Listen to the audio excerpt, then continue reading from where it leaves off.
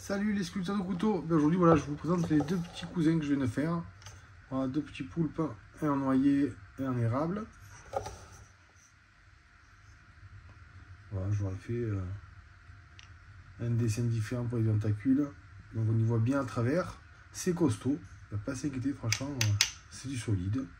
Alors après c'est sûr, si on marche dessus, ça marche pas, c'est pas des marteaux non plus, hein, mais ça reste des couteaux costauds. Donc voilà, donc pour ces deux couteaux, je vais vous montrer, je vais faire un petit guillochage à chacun. Je vais en faire un très simple. Et je vais en faire un tout aussi simple, mais avec légèrement plus de détails. Voilà, comme ça vous verrez. Donc pour le guillochage, voilà, j'utilise ça, celle-ci. Et je vais utiliser ensuite, pardon, ça pique. Voilà. Je vais utiliser, voilà, celle-là, une pointue. Voilà. En général, je fais souvent le même guillochage parce que je trouve, je l'aime bien. C'est facile et je l'aime bien. Voilà. Allez, je vais vous montrer de suite. On démarre la bête. Donc on commence à faire les encoches. Voilà, alors moi je les fais généralement à l'œil. J'aime bien, même si c'est pas forcément à distance égale. Ça me plaît de le faire comme ça. Donc voilà, vous posez, il faut qu'il y ait la vitesse assez rapide. Bon, vous posez la mèche dessus, on y va. Vous soulevez de temps en temps un petit peu la lame pour faire l'encoche dessus et pas seulement sur le côté de la lame. Voilà. Donc là, ben, je suis à 5 mm à peu près du premier, à l'œil. Voilà.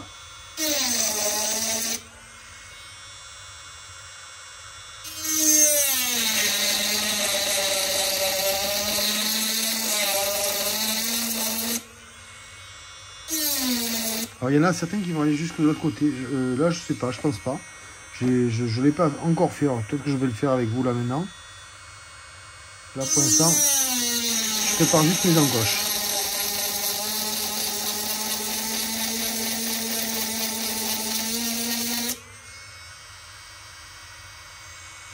Voilà. Je vais mettre encore un.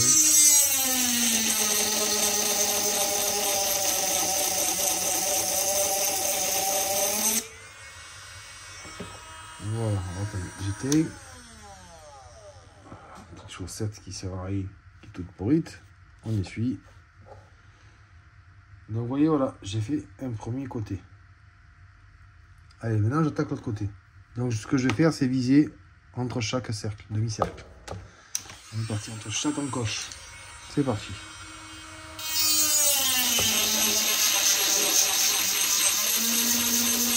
Donc même principe, hein. J'incline la lame plus ou moins.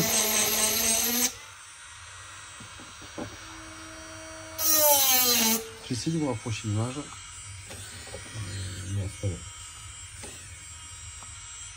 Voilà. Je vous montre le résultat à la fin.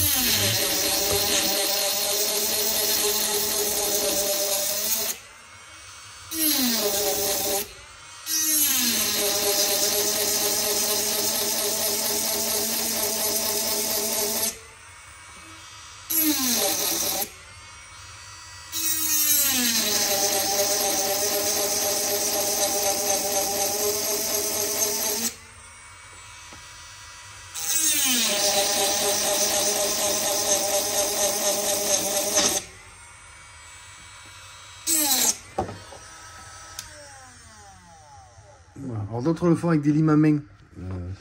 Ils sont bien plus doués que moi. J'en ai pas. J'ai pas envie de m'acheter des limes à main. Voilà. Donc ça, c'est le premier truc. Maintenant, je prends celle-ci. Ah, c'est chaud. Donc la pointure, elle va me servir à faire juste des petites encoches sur le côté là. Tac. Comme ça ici, juste un petit marquage. Allez, je vous montre. Donc pareil, vitesse assez rapide.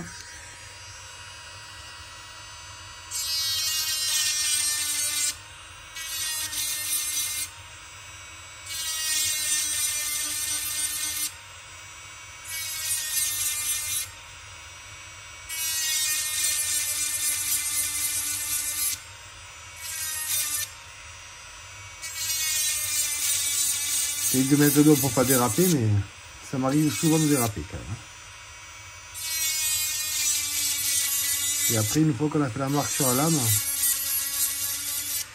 il est très compliqué de l'enlever.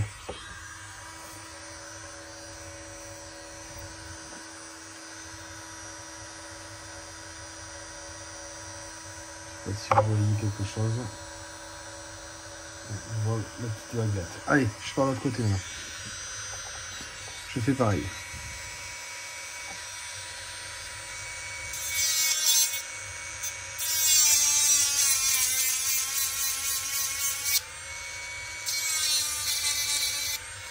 Ah, ça coupe.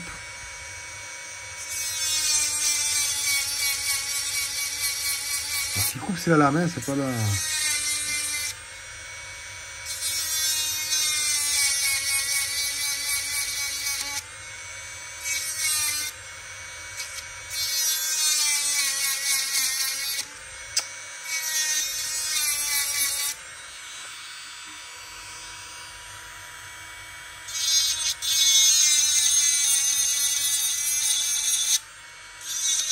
Voilà.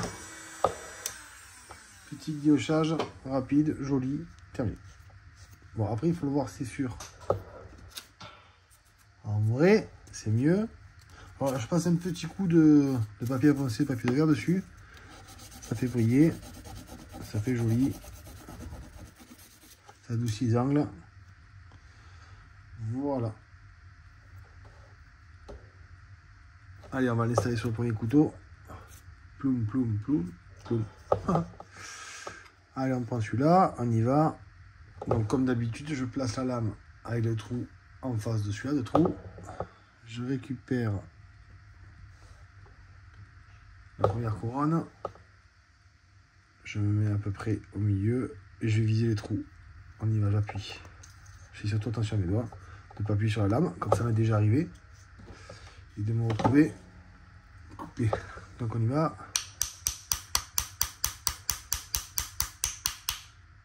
Voilà, on y va.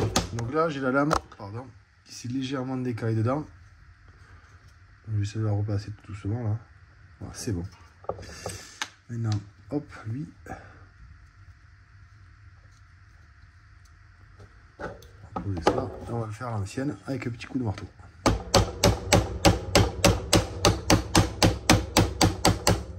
Voilà, c'est passé. Et le couteau est terminé. Hop. Petit guillochage qui est fini. Allez, on le pose. On l'a fait de ce côté, l'encoche. C'est pas. Hop là. Maintenant, on va faire pour celui-là. C'est parti. Donc, ben, pareil. On reprend. On change. Peut-être juste la lime. Est-ce que je peux le faire avec un truc mieux que ça? Celle-ci plus grosse, c'est la même. Est-ce que c'est la même? Ouais, c'est pareil. Non, moi j'ai les mêmes outils, donc je vais pas me casser la tête. Hop là. Et on est reparti. Donc là, je vais vous passer le passage, hein, c'est pas la peine, je l'ai fait. Je vous montrerai juste la finition de la lame. Allez, à de suite. Allez, bon, revoilà. Donc ça y est, il est terminé. Voilà. Un autre guillochage, je l'ai fait différemment. Pour que les couteaux soient différents, forcément. Jusqu'au bout. Le but, c'est qu'il n'y en ait aucun qui se ressemble, même si ça approche. Il ne faut jamais que ce soit les mêmes. C'est le but d'avoir un couteau rien qu'à soi. Avec des détails rien qu'à soi. Voilà, donc pareil. Hein, on place la lame. Première bague. Là, j'ai fait bouger la lame, je l'ai senti. C'est pas grave. Oh ben non, elle n'a pas bougé. Si, elle a bougé. Voilà.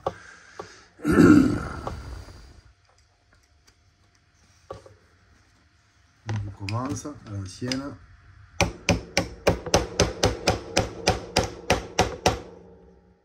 Voilà, il faut que je fasse bouger, pivoter légèrement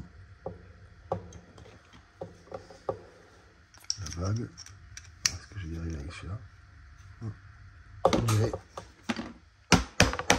Voilà, fait pivoter, je suis arrivé en face, le couteau il se ferme, il s'ouvre,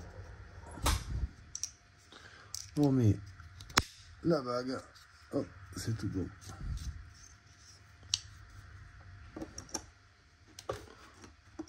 Voilà, les couteaux sont opérationnels, ils sont ici.